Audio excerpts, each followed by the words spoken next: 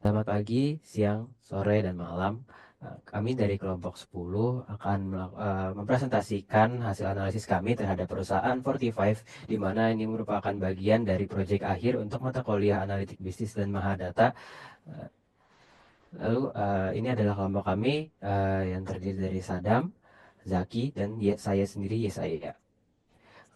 Nah, apa sih itu 45 atau mungkin bisa kita sederhanakan sebagai warnet. Nah, 45 ini adalah warnet yang didirikan pada tanggal 5 Januari 2024 oleh Hudaybiyah Rosalin, seorang mahasiswa Fakultas Ekonomi Universitas Pajajaran.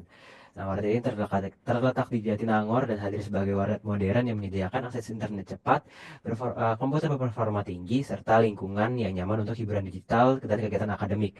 Didirikan untuk memenuhi kebutuhan mahasiswa perantauan di kawasan tersebut, 45 buka selama 24 jam dan menawarkan sistem billing fleksibel serta keanggotaan yang memungkinkan pelanggan menyimpan sisa waktu penggunaan tanpa perlu melakukan transaksi ulang. Proses bisnisnya melibatkan pembelian waktu melalui kasir dan pendaftaran member secara online untuk memudahkan akses layanan. Setiap transaksi, baik untuk penggunaan komputer atau pembelian jajanan, dicatat dengan rapi menggunakan Microsoft Excel oleh 3 karyawan yang bekerja dalam 3 shift berbeda. Dengan pendapatan bulan mencapai 40 juta rupiah, 45 berkomitmen untuk terus memberikan layanan berkualitas, menciptakan pengalaman terbaik bagi pengunjung, serta menjaga kepuasan pelanggan. Lalu, masalah apa sih yang dia alami oleh 45 ini? Nah, 45 ini menghadapi masalah dalam pemasaran yang hanya menjangkau pelanggan setia, sehingga sulit sekali untuk menarik pelanggan baru. Upaya pemasaran sudah dilakukan seperti pemasangan poster, media sosial, atau kerjasama dengan media partner, namun belum efektif untuk memperluas jangkauan pasar. Nah, dari analisis ini, hipotesis kami atau setidaknya harapannya, menggunakan Knaim, Spotify dapat mengidentifikasi pola pelanggan dan merancang promosi yang lebih terfokus untuk menarik pelanggan baru, meningkatkan aktivitas pemasaran, dan memperluas jangkauan pasar. Nah, kami menggunakan 2 data yang akan dianalisis. Yang pertama data billing yang kami ambil dari jangka waktu 1 Juli 2024 sampai 31 Oktober 2024 dengan jumlah baris 6.975 baris data. Data ini mempresentasikan catatan aktivitas pengguna komputer di warnet, mencatat transaksi penggunaan komputer oleh pelanggan. Nah, data ini digunakan untuk menganalisis perawatan transaksi pengguna dan pendapatan yang dihasilkan dari setiap sesi penggunaan komputer. Untuk metadata-nya sendiri dapat dilihat di kolom sebelah kanan. Lalu selanjutnya adalah data transaksi. Data transaksi ini kami ambil dari jangka waktu 30 September sampai 15 November 2024 dengan jumlah 120 baris data. Data ini mencatat transaksi harian termasuk penggunaan komputer dan layanan tambahan seperti makanan, minuman, dan paket promosi. Nah, data ini digunakan untuk menganalisis pendapatan keseluruhan dan kontribusi dari layanan utama serta produk tambahan. Untuk metadata-nya bisa dilihat di kolom sebelah kanan. Lalu metodologi. Untuk metodologi yang pertama kami menggunakan analisis deskriptif. Ini digunakan untuk memberikan gambaran umum dan pemahaman tentang pola-pola yang ada dalam data seperti frekuensi penggunaan layanan dan rata-rata pendapatan, dengan tujuan memahami pola umum dalam aktivitas bisnis seperti penggunaan layanan dan kontribusi produk terhadap pendapatan. Dengan teknik yang kami gunakan adalah pengenalan statistik dasar seperti mode, median, frekuensi untuk menggali informasi dari dataset. Nah, tidak memerlukan algoritma yang kompleks dalam analisis ini, hanya penghitungan statistik deskriptif. Lalu ada analisis prediktif. Analisis prediktif ini digunakan untuk proyeksikan kinerja masa depan seperti prediksi pendapatan menggunakan data historis dengan tujuan memprediksi pendapatan berdasarkan data seperti prediksi dan pendapatan harian menggunakan teknik regresi ARIMA yang digunakan untuk menganalisis data deret waktu dan prediksi nilai di masa depan.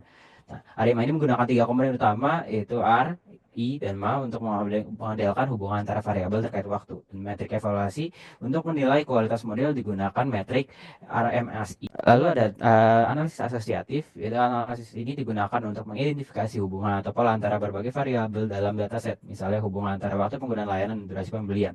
Dengan tujuan analisis ini menemukan pola dan menghubungkan antara variabel seperti waktu penggunaan layanan dan durasi sesi untuk perencanaan operasional lebih baik. Kami menggunakan teknik a priori algoritma digunakan untuk menemukan aturan asosiatif seperti pengguna yang menggunakan layanan lebih lama cenderung memilih waktu malam hari. Lalu algoritma a priori ini digunakan untuk ekstraksi aturan asosiasi dari transaksi seperti hubungan antara durasi penggunaan komputer dan waktu operasional. Oke, untuk analisis dari data billing sendiri, pertama ada analisis jumlah pembelian dari tiap user. Jadi data yang dianalisis ini menunjukkan adanya perbedaan yang signifikan, terlihat dari kesenjangan antara peringkat pertama dan peringkat kelima, dan bahkan peringkat lainnya, dengan jumlah pembelian masing-masing dari peringkat 1 dan 5, 80 dan 48. Boleh di next. Oke, untuk dari penjualan, dari data billing ini, terlihat bahwa sumber pendapatan dari pengguna itu lebih besar sekitar 16% dibandingkan dengan pendapatan dari kupon dengan total masing-masing 59 juta dan 43 juta.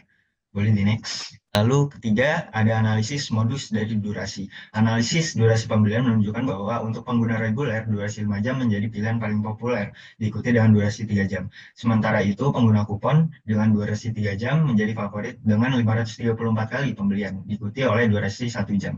Boleh di next. Oke, untuk penjualan per bulan, penjualan tertinggi terjadi pada bulan Oktober dengan total 31 juta. Grafik tren juga menunjukkan bahwa peningkatan yang konsisten dari bulan ke bulan selama periode analisis menandakan adanya lonjakan permintaan atau aktivitas pelanggan di bulan tersebut.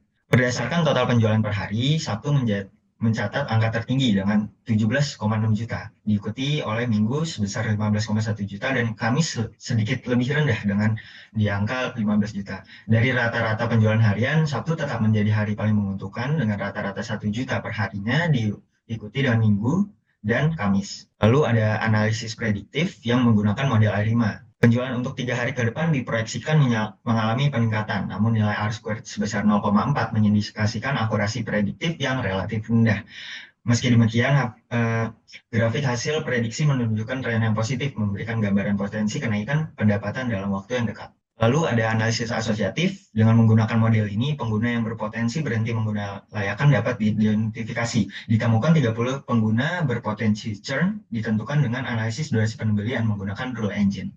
Lalu ada analisis asosiasi juga, yaitu antara waktu dan durasi, yang mengatakan bahwa 84% pembelian eh, merujuk pada pembelian di atas 5 jam. Dan sore dan siang, 72% pembelian itu dari durasi 2 sampai 5 jam.